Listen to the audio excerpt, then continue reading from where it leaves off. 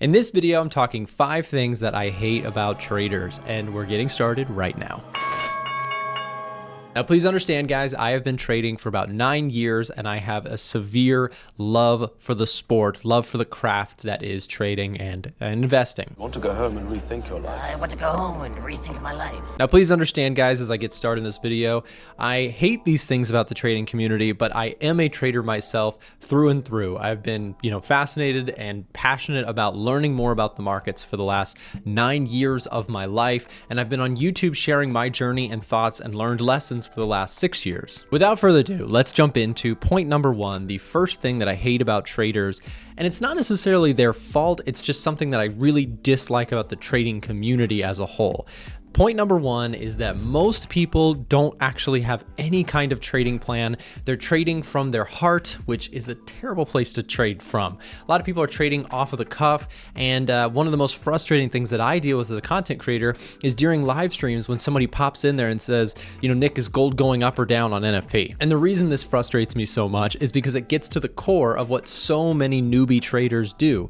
They approach the markets just kind of like walking around a casino looking for the next table to play. Most traders don't have any kind of long-term vision. They're looking to make some money because they heard about somebody making big money trading a penny stock or trading Forex or trading gold online, and now they want to do it too. They don't have any sort of long-term vision or game plan in the trading world.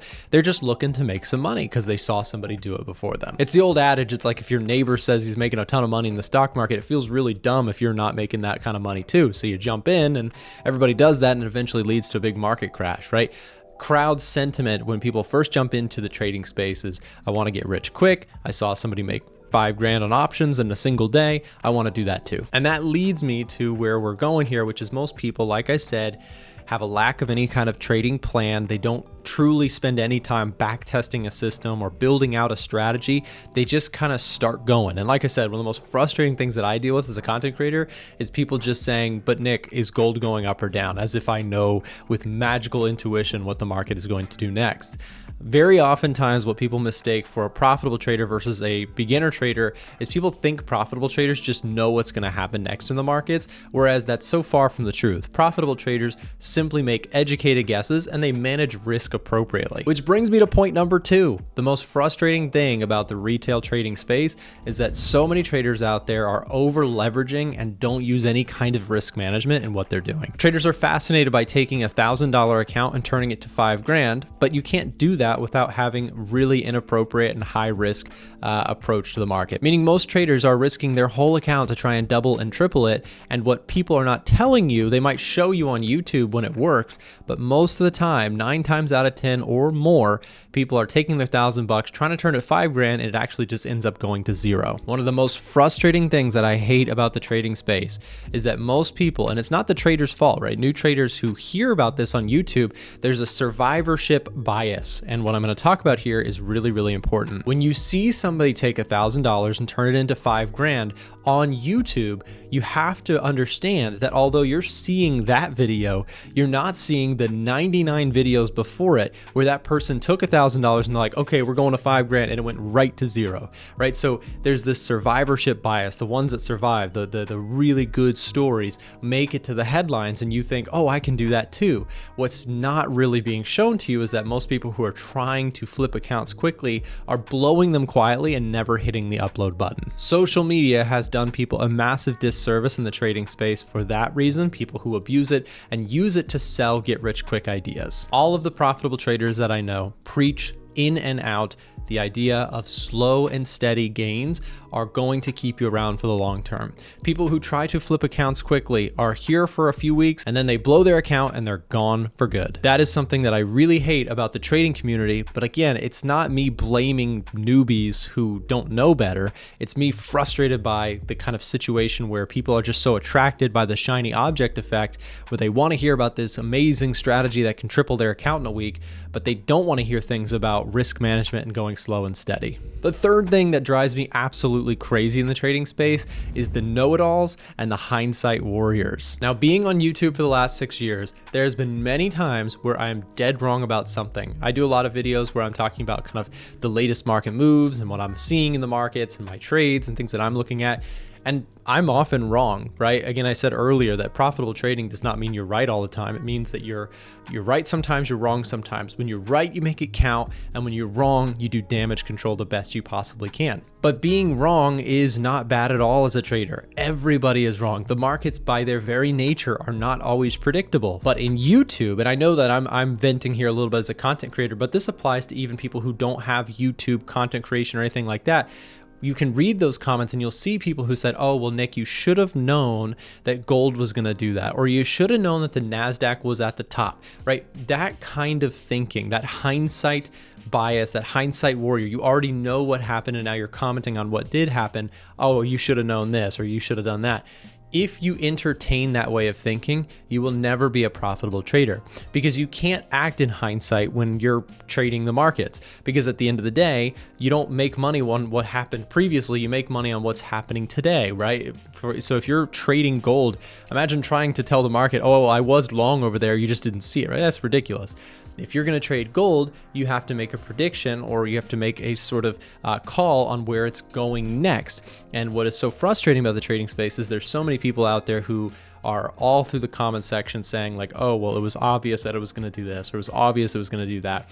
When in reality, the markets are much harder to trade on the right side of the chart than on the left. So although I'm kind of venting on that one, the point number 3 as a content creator, that is still applicable to the everyday trader, because when you read those comments, it's really important that you completely say, nah, that's not it. You can't just say, well, it was obvious here, right? You have to stick to a set of rules and a system, and no system is going to be right all the time. So what's the alternative here? Well, the way I would encourage you to think about trades that have gone wrong, or when you see somebody's trade that has gone wrong, instead of saying, oh, it was obvious that this was going to happen, ask, have you backtested a system? Did you stick to those systems rules to enter the trade? If the answer is yes, and the trade resulted in a negative P&L, it doesn't make it a bad trade. A good trade is a trade that you stuck to a system that you've backtested and know has a long-term edge in the markets. But if you take a trade and it goes wrong because you messed up and didn't do your rules correctly, like you broke a rule, that is a bad trade. There is the possibility that you can have a good trade that results in a negative P&L, and it's possible that you can have a bad trade because you broke rules and made money on that trade. That's still a bad trade, because why? Because you just reinforced a bad habit, which in the long run will make you lose money. I wanted to quickly jump in and remind you guys that if you have not joined our free Telegram channel, you can do so in the links in the description down below. In our channel, we're sharing free analysis throughout the week. We have market analysis, chart markups, and ideas that we're looking for. If you're not already in the group and you would like to join, the link is in the description. Also, if you're already in the Telegram, check out some of our linked brokers as well. These are referral links, so you'll be supporting my channel, but also there's some great special sign-up perks available for those who check the description. The next super frustrating thing in the trading space is people who chase the news headlines. And this is so common. When the market starts selling off or the market is ripping, a lot of traders just chase the hype. And it's, again, not really their fault. This is kind of a natural human kind of thing. When everybody's talking about a market crash, it's natural to get a little bit nervous about, oh my gosh, are we entering into a massive market crash? Or when the market is ripping to new highs, it's normal to feel like, man, the market is invincible right now. It's going to keep going. But reprogramming this is one of the most important things that I've seen and done in my trading to actually really improving my own results. Again, if you chase what everybody else is chasing in markets, it's a really quick way to lose a lot of money, because again, when everybody's buying the hottest stocks and something is going to the moon, we saw that in the crypto craze, we've seen it in stocks many times over. Chasing what is shiny is sometimes the natural thing to do to our human psychology, but it is a really difficult way to make money in the markets long term. And again, I'm not blaming traders who are new to the markets for this. I'm not saying I hate them for it.